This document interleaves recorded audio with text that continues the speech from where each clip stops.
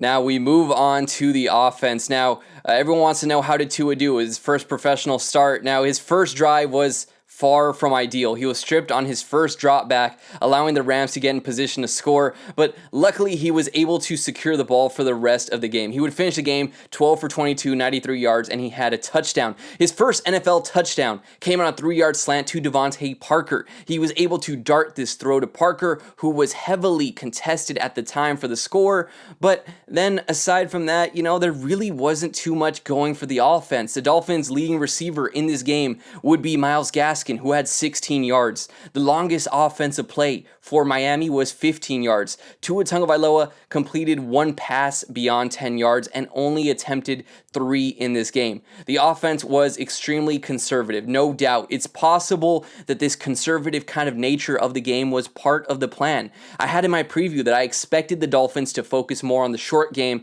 to kind of build Tua's confidence up a little bit. On top of that, many people, myself included, were worried about Aaron Donald and the Rams front getting plenty of hits on the rookie quarterback. But if there was any takeaway, a positive one to take away from the offense, Tua was only sacked once in this game, and he was only hit twice. So that kind of segues into the offensive line. The offensive line, in terms of protecting Tua, they did all right. I mean, it was pretty below average, probably one of their worst performances of the year, but not completely abysmal. But in large part, it's important to note Tua was getting rid of the ball extremely quickly. Per NFL's next-gen stats, he released the ball on average 2.27 seconds after the snap. Only Ben Roethlisberger had a quicker time to throw this week. Tua was getting rid of the ball extremely quickly. My next takeaway from this game is that don't worry about Tua just yet. Everyone was worrying, especially after that first drive, but really it's hard for me to come to any different conclusion than I would have before this game.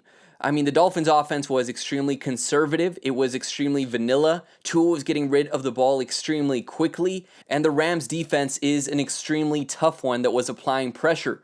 So even though Tua wasn't lights out, he wasn't putting up a monster performance by any means, he wasn't really required to do much, and that kind of makes it hard for me to assess what he did. I imagine he will feel more comfortable in the future, and the Dolphins will elect to open it up more. But in his first game as a starter against a very tough Rams defense, one that was getting into the pocket a ton, I imagine this was kind of part of the game plan to kind of work on these short routes, get the ball out quick, and avoid him being hit a lot. So with that being said, I can't really make any sort of grand conclusion about Tua's performance, but all I'm going to say is don't worry just yet. He looked okay to me. Alright guys, now that is going to wrap up this video. This was a clip from yesterday's podcast. If you prefer that I go back to the old format where I would upload the entire podcast, feel free to let me know in the comments. I only switched over to this clip format because I feel like people just wanted to hear strictly Tua news and they didn't want to dig through a whole episode, but feel free to let me know in the comments. Again, if you want to check it out, it is on Spotify and on Apple Podcast. And then guys, if you could subscribe or like, it would be a tremendous help for me, and I would greatly appreciate it. Until next time, though, I'm Steve Amaso, and this was Via the Source.